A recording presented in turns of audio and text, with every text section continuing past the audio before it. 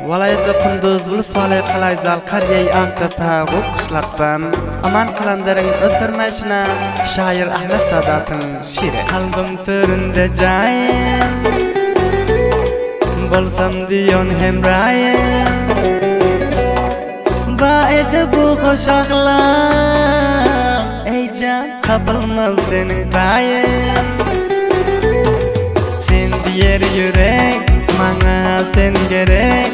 Bizde Afganistan'dan bir tay doktorek Sen diyer yürek birdinga sen gerek Bizde cümle cahandan bir tay doktorek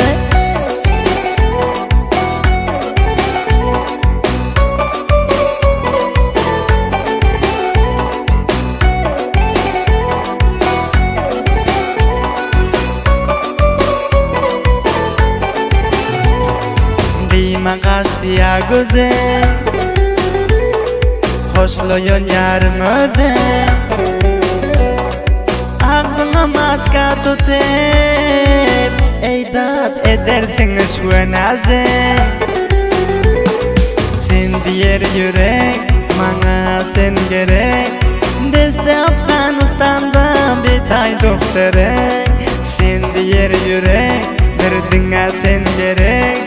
Bizde cümle cahandan bir tay doktorek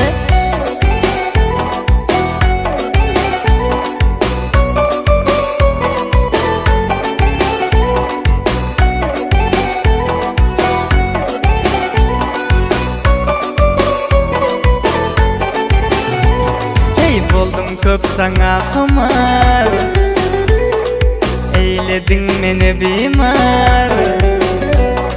Aşkım nazar değmesin Boy boy Hakkın boynuna tımar Sen diyer yürek Bana sen gerek Bizde Afganistan'dan bir tay doktorek Sen diyer yürek Birdinga sen gerek Bizde cümle cahandan bir tay doktorek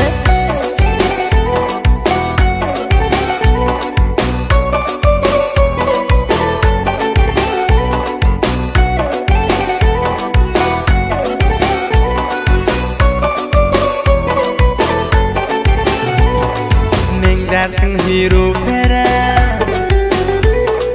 Görkün hemmeden sere Bir tartaçın almasmın Yar senin yüzünün lek altın zere Sen diyer yürek Bana sen gerek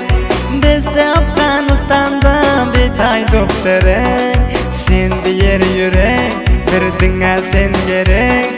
Bizde cümle cahandan bir tay doktorek